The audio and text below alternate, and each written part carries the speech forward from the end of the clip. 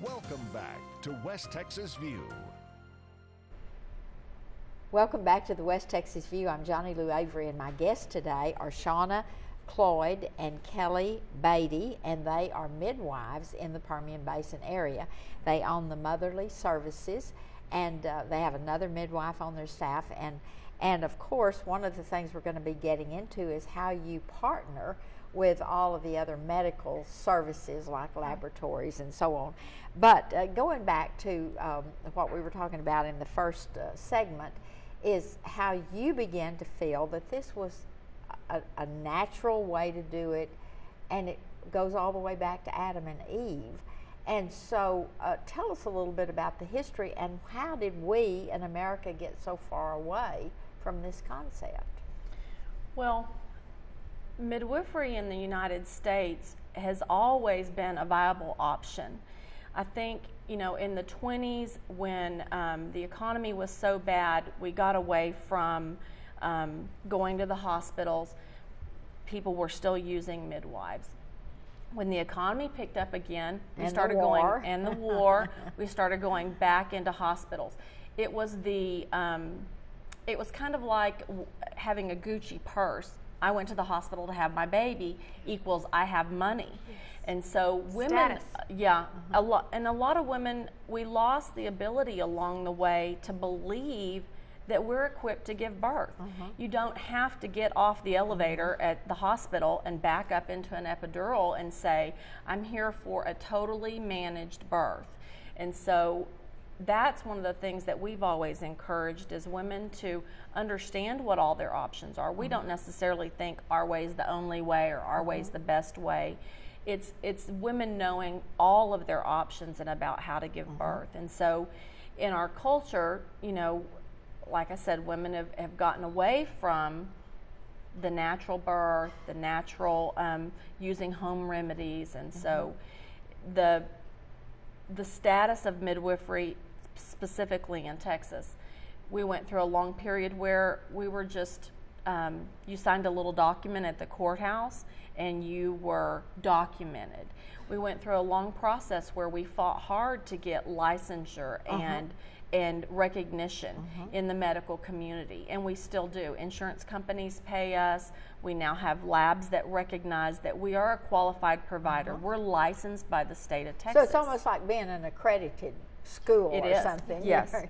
You're accredited to do that, or you're recognized. We have qualifications that we have to meet, just like a chiropractor or a physician. We have continuing education. We pay a licensing fee. We're monitored by the state of Texas. And so midwifery's evolved some from, like I said, going down to the courthouse and paying your $5 to be a midwife, to now you have to have a set pattern of education. You have to have continuing education. You have to pay a licensing fee. Have an apprentice or a student process. Yes, exactly. Yes, and so it's not the hippy dippy situation of the '60s where people just woke up and said, "Okay, I'm going to help my friend have her baby." This is a more legalized, professional situation now. So, So at what, and we're going to walk through this process totally, but what are the pros and cons of having a home birth? Is it, I know I've heard, and I don't know if this is true, but I've heard that it's really a lot more sterile in your home than it is in a hospital, because you're immune to your own germs. And so what else? Well, some of the pros are, obviously, you have one-on-one. When I'm your midwife, I'm your midwife. You're not coming to a group of people that when it's time for you to have your baby, you're not sure who you're going to see. When we do a prenatal visit with a woman, we sit for an hour with her. The physical part of a prenatal visit, 15 minutes, but we spend another 45 minutes talking to her about, you know, how are you eating? Are you exercising? Those are the things that prevent what changes are going to happen in your body. Exactly. Educating her, talking to her about, you're about to have some lab work. These are the components of that lab work. How do you feel about it? Do you understand what I'm doing?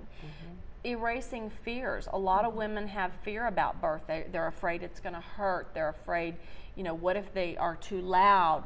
There's a lot of emotional things that go into it. And so we spend a lot of time working with them. When we come to your home, I know what's in your refrigerator. I know how to find a towel if I need one.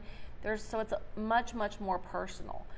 Some of the cons would be when we have a mom that has a complication, a medical condition, or a chronic. Yes, severing that relationship becomes very difficult for us. We've made an emotional relationship with her. We care about how her baby comes out, and so one of the things that happens for us is if they become higher risk, because we only care for low risk moms, one of the things that happens is we have to find a way to transfer her into the medical system.